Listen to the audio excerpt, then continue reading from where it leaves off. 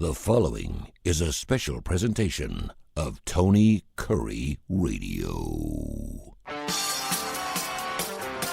Want the real story behind the sound bites and headlines? Let's find the facts. Remember, it's not a conspiracy theory if it's the truth. You are not paranoid or confused. You just need to know. Welcome in, everybody, to a very special edition of Need to Know, because many of us today need to know what's going on in this country, and especially what went on Saturday in Butler, Pennsylvania. Probably one of the more iconic settings in terms of pastoral scenes and agriculture and animals and farms. And real salt of the earth people. These are people from just north of Pittsburgh. This is a community where you would say nothing ever happens here. It is the most unlikely of places to be the focus of the entire world right now. And I want to give you some different perspectives than perhaps you've been able to glean if you've been watching the news coverage or reading whatever information sources that you rely on. It's a whole different era, so everybody has their different ways to derive information. But of course, this is the type of situation that being a history person who is just obsessed and has spent a lifetime observing and commenting and having forming strong opinions on a lot of different aspects of American history. This event this Saturday in Pennsylvania is something that's going to go down in history for the duration of this country, however long that might be, hopefully hundreds more years. We are already in an existential situation in terms of not so much the dissolution of the country, but the dissolution of what the country was founded upon, the Judeo-Christian principles. And I'm going to try to have enough time to get into some of that today. It's kind of a multifaceted program because I want to start out by saying that I'm really kind of I won't say limited, because she's done such an incredible job of educating me, and we've spent literally hours upon hours talking about her vocation in the most recent facet of her career. And I'm talking about my longtime broadcast partner, Terry Quillian, who was my co-host here in Birmingham on our news talk station, 99.5. We had a show called The Ride Home. Terry's background is in crisis communication. It is a communications period. She, right out of the University of Georgia, was in management positions with Southern Bell at that time, and went on to represent various organizations in communication coaching and instruction, had her own crisis management firm for a number of years. And then when George W. Bush was elected to the presidency, Terry took on a different role, working on the White House staff as one of their chief advance people. And the advance people, when the president's schedule is determined, go out and they go to the site of where the event is going to be. And they literally, along with the Secret Service, 10 or 11 days prior to an event, sometimes just a week before, but they go and basically map out every single step that the president will take, the details down to the most minute things that you would never considered on what needs to be arranged to make the event successful and secure and a success. And again, I already used success and secure. It's really mind blowing to hear the intricate details that are covered and the coordination between the security folks, the Secret Service, and the president's team that is interested in him or her looking good and delivering a very positive event for people that may be attending. So, with all that being said, on Saturday afternoon, I got a text from Terry, who's got a lot of family things going on, and I'm not talking about any kind of crisis there. She has had a lot of family in town this weekend, and was occupied with a house full of guests and different things. But we hadn't really spoken much this weekend, and I got a text from her Saturday afternoon, and she just was very succinct. I did not even know what had happened because it was just less than 10 minutes after the first reports that there had been shots fired at the president in his rally in Butler, Pennsylvania. And Terry's text basically, and I know I'm allowed to use these words on the air, but I'm still going to take the delicate approach. She just texted me simply, "They have totally effed this up." And I was going, what is she talking about? And then the special bulletin came across my screen. I knew in the next couple of minutes what had happened, basically, without any details. But she had already let me know that there had been a major breakdown, a major breach. Something went terribly wrong, and she didn't even have any details at that point. But she already knew, with the very earliest reports, that there was a major problem in terms of preparations and this advance team and the setup and the securing both the perimeter, which is the primary area where the president's going to be standing, or the luminary speaker, whoever it might be. The protectee is the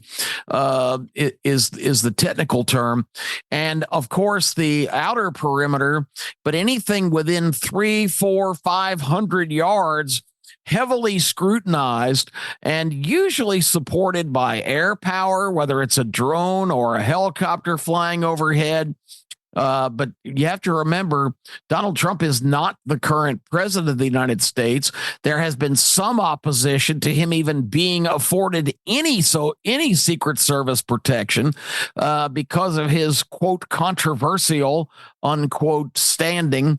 A bill Representative Benny Thompson presented to Congress a couple of weeks ago called for Trump to have his protection stripped, despite the fact that former presidents are always still subject to protection, but not at the level that the current president is. So you've had the Trump's campaign now showing documents that they have been soliciting the Homeland Security Department and the embattled director Mayorkas for more assets and more resources for security. So basically, you need to know that he had a protection detail, but it was kind of a skeleton crew in comparison to what he might have been used to as president. That's not necessarily nefarious. It's just the facts of the matter. But again, this is the highest profile, most watched man probably on the face of the earth, and certainly one of the most controversial and polarizing figures.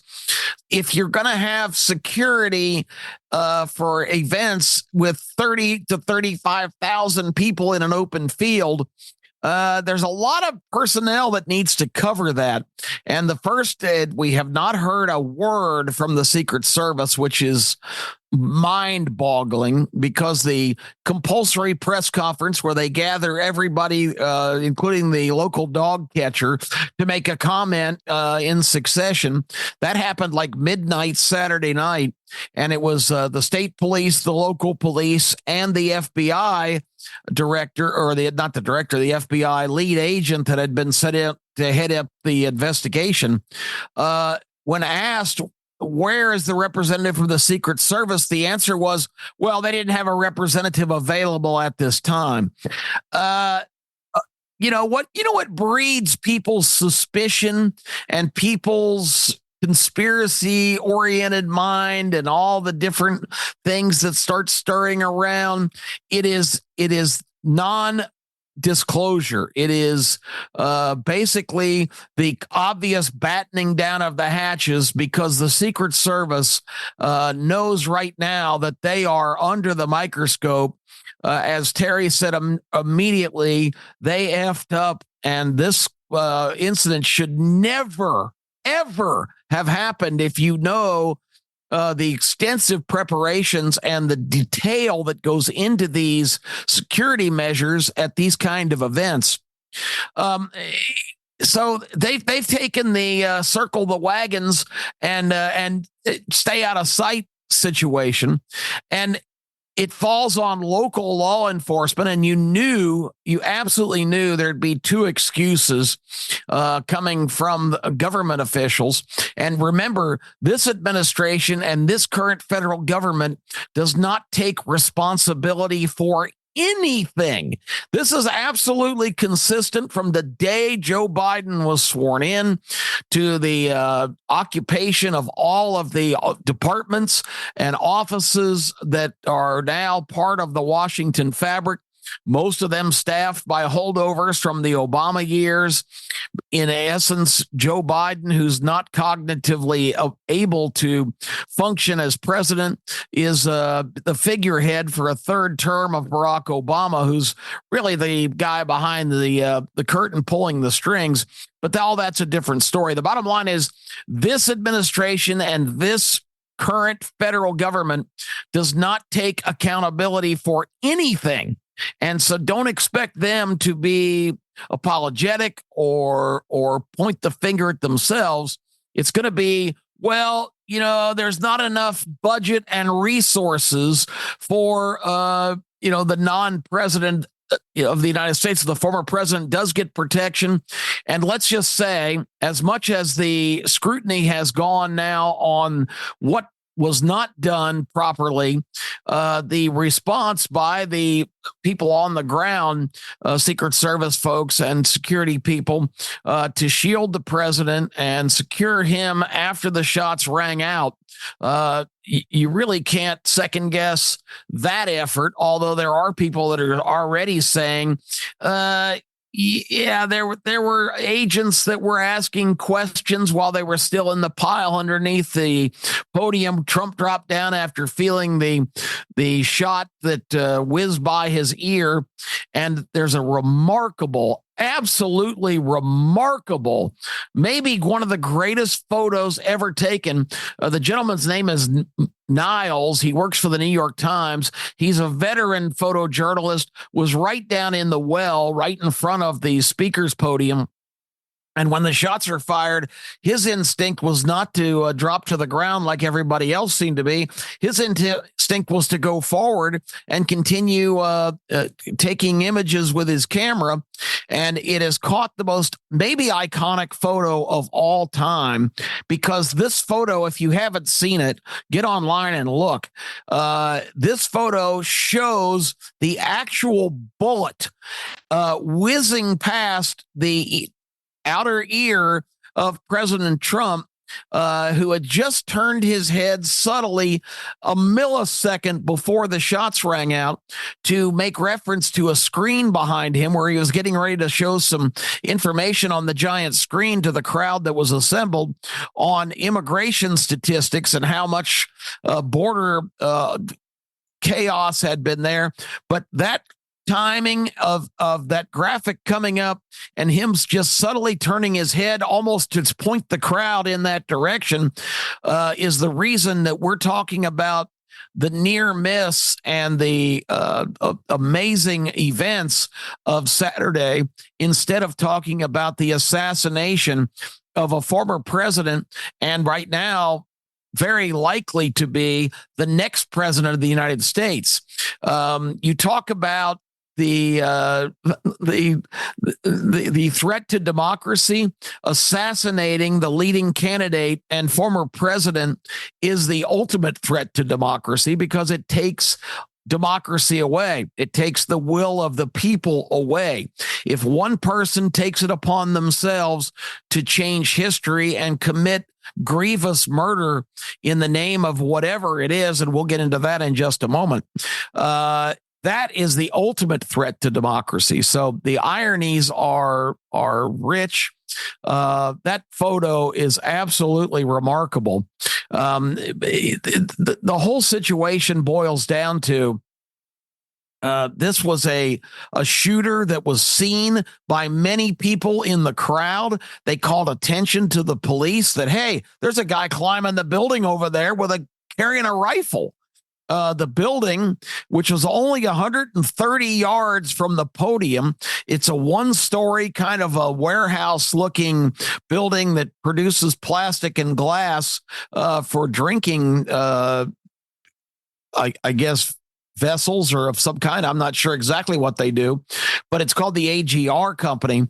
Anyway, that roof was not defended with a clear line of fire.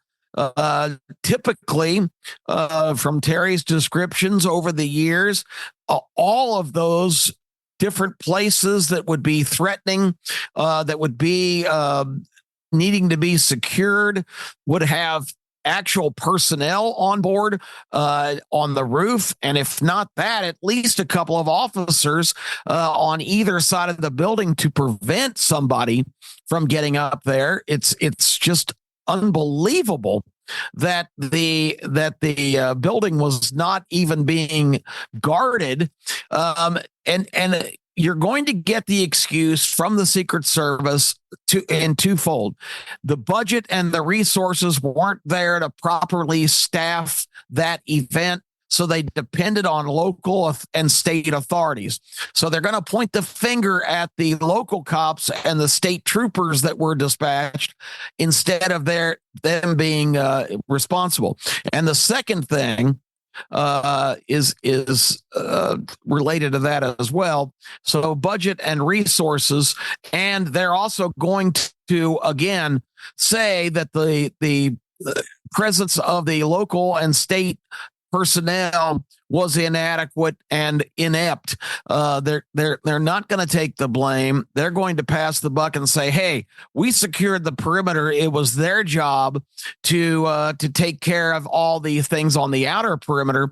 Well, if that building was on the outer perimeter, the perimeter wasn't wide enough, because 130 yards with any kind of firearm is not a long way to take a kill shot at the intended target. And just by the grace of God, Donald Trump is alive today, and I think he realizes that more than anyone, having, as that photo suggested, having that bullet whiz past his ear and actually sever the top part of his ear, which created all of the amazing photos of him defiantly being led away with his fist in the air, yelling, "Fight, fight, fight." Blood on his face, blood streaming from his ear, which was just literally an inch from a kill shot that would have entered his skull. So, it's one of the most dramatic stories that is depicted with video footage and actual sound of what was going on as Trump dropped behind the podium and was covered by Secret Service personnel. The response was instantaneous. There's some controversy now of who actually shot and killed the suspect, 20-year-old Thomas Matthew Crooks from New Bethel, Pennsylvania, about 40 miles away. He was in a shooter's position on his belly at the edge of the roof. And here's another thing, which, again, we talk about heavenly providence. This guy was rushed into basically setting up hurriedly. People were already pointing at him, shouting at him, trying to get police attention. A lot of the crowd saw this guy go on the roof, climb the ladder, set up, told police. There was no coordination, no effective communication. And again, the failure is unbelievable in terms of the operation of securing that situation. That shooter should not have been noticed by the crowd, should have been noticed by the enforcement personnel that was on the job, particularly the seasoned experts from the Secret Service who obviously identified him quickly as all the chaos ensued, and with a couple of shots took him out right away, and immediately the word went out, shoot her down, that he had been shot and killed and was no longer a threat. But there's so many unanswered questions of how a guy can just climb a ladder carrying a rifle, walk across a rooftop, take the position, and start shooting. But the point is, he didn't have time to set up and aim carefully. This guy was rushed because he knew he had been seen. People were shouting, and it's not real high, so he was only maybe 50 feet away from a lot of the spectators below, trying to get law enforcement's attention when those shots were fired. And he was able to squeeze off 7 or maybe even 8 shots. One of them, of course, tragically killing a fireman with his family, his 2 daughters and his wife, who was an avid Trump supporter, was so proud to be there and support his candidate. The Democrat governor of Pennsylvania yesterday gave a glowing tribute to the gentleman. His name was Kurre. I have not seen in writing his last name, so I'm not going to attempt to even relate that. But the gentleman, by all accounts of witnesses and his family, was unfortunately struck in the head in an effort to try and push his family to the ground and cover them from harm. And when he made that move, he went right into the path of one of the oncoming bullets headed for the podium, and it took his life. And it's so tragic. Governor Shapiro was saying, and again, he's in the opposite party of how Kurre was so proud to be a Trump supporter. He was a devout Catholic who went to church every single Sunday, was great in his community, was beloved by everyone. And it's just a tragic, tragic aspect to this case. That he was the lone fatality. There's 2 other shooting victims still in medical care. One of them remains in critical condition, but hopefully they'll pull through. And what could have been even a more god-awful situation, by, again, the grace of God was averted. But we never can forget this one great family man and apparently just a solid, salt of the earth American who lost his life. So now the media, the last couple of days, and I've waxed poetic way too long here, so as usual, I've got to kind of pick up the pace a little bit. But the suspect, who's not a suspect, we know who was responsible. Again, Thomas Matthew Crooks, Crooks, was the assailant. He's 20 years old. He just graduated from high school almost exactly 2 years ago. This is a kid that was working as an assistant dietitian in a rehab, like for physical rehab hospital or medical facility of some kind, probably a private clinic. Not exactly a great job in terms of career prospects, I would imagine. Assistant dietitian sounds to me like the guy who puts the food on the trays, maybe like a cafeteria lady. Not exactly a high-level position. And this is a kid who, again, just graduated from high school with some honors in science and math. For achievement. So obviously being math and science oriented, probably a very high IQ, but described by fellow students who, a lot of them didn't have very succinct memories of him because he was the ultimate loner, supposedly, kept to himself, was not very interactive, was picked on some by certain individuals at school. Again, I don't put too much into this bullying stuff because at that age, it's just a reality. It's been a reality ever since there have been teenagers and high schools and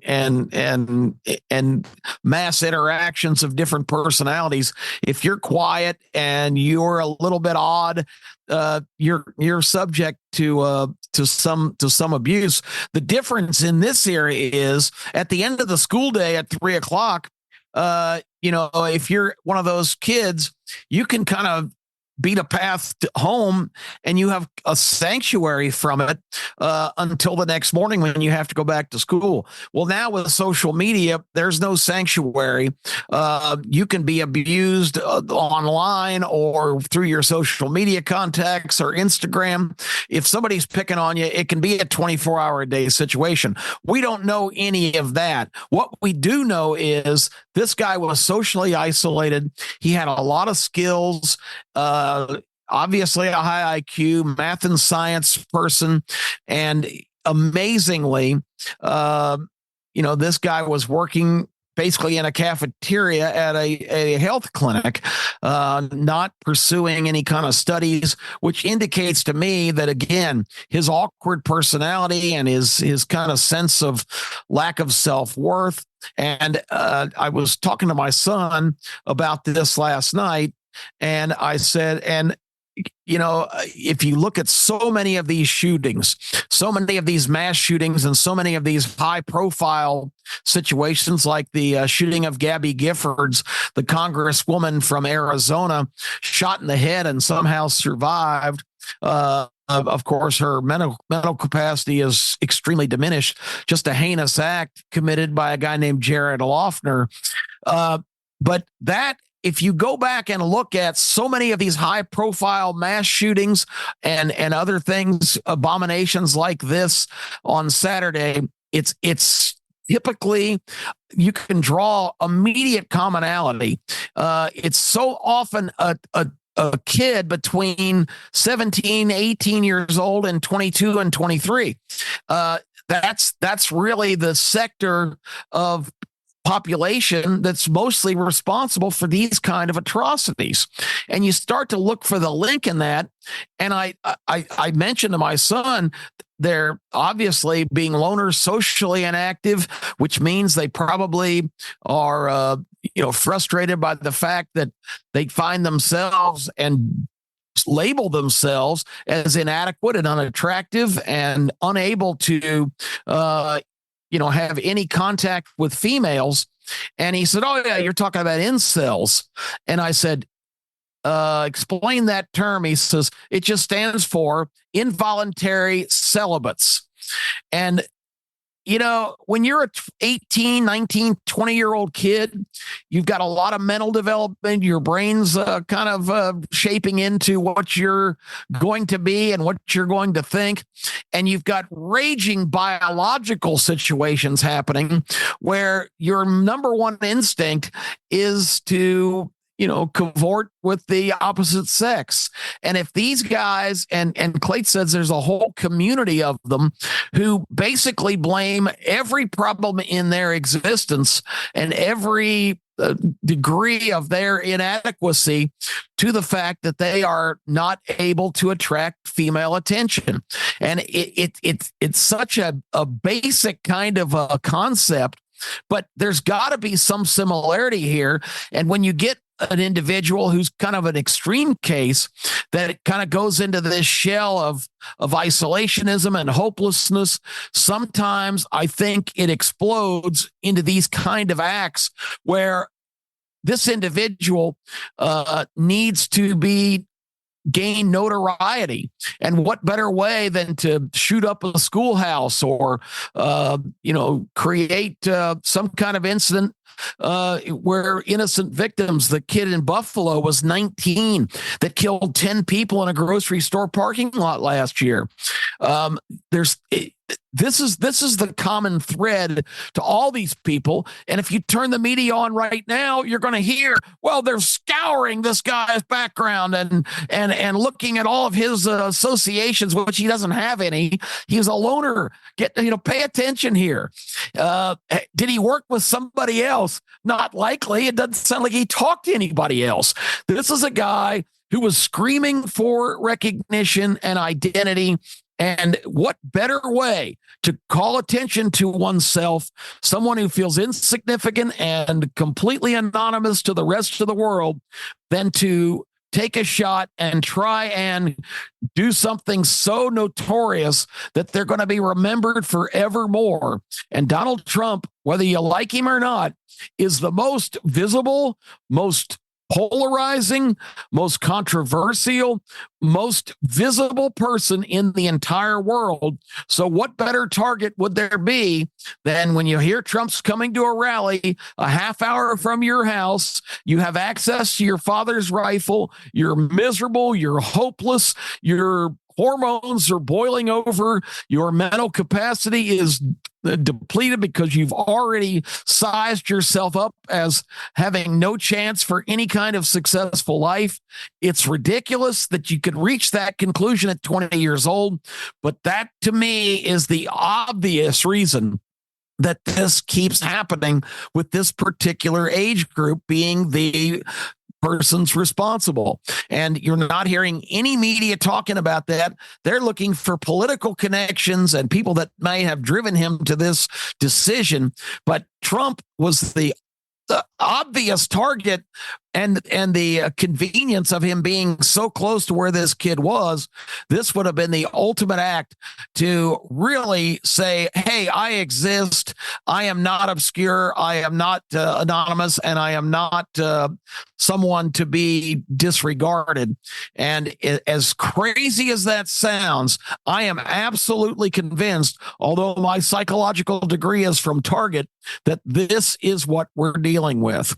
You're going to hear all this debate about the rhetoric and the insults, and all that plays in. It's absolutely inappropriate for anybody to say Donald Trump is Hitler. Donald Trump is going to be a dictator who's going to destroy this country. It's absolutely ridiculous. Trump has already been president. When his term ended, he thought the election was rigged. A lot of people believe that. I know that there were a lot of inconsistencies, and I have a lot of problems with how that was conducted under emergency circumstances during COVID. But the bottom line is, when January 20th rolled around and Joe Biden was sworn in, Donald Trump packed up his gear and left the premises. This whole thing that he'll never leave. It's just ridiculous. It's just hyperbole, political, and it really needs to stop. And I'll tell you, one great example as we run short on time here. The great example is Joe Biden just the night before said in a speech, well, you heard him say it. He's going to be a dictator from day one. He's declared himself a dictator. That's not what he said. It was an interview with Sean Hannity.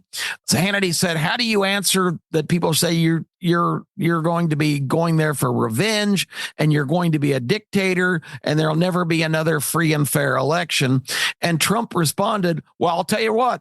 On the first day, I'll be a dictator because I'm going to do two things. I'm going to completely secure the border, and I'm going to reopen all of our energy production that Joe Biden has shut down. Drill, baby, drill. That's exactly what he answered the question. He's going to be a dictator on day one because he's going to do the two most important things he thinks this country needs right away to stabilize. He didn't say, I'm going to be a dictator from day one. He said, I'm going to be a dictator on day one. Those meanings are completely different. And he said it while he was chuckling.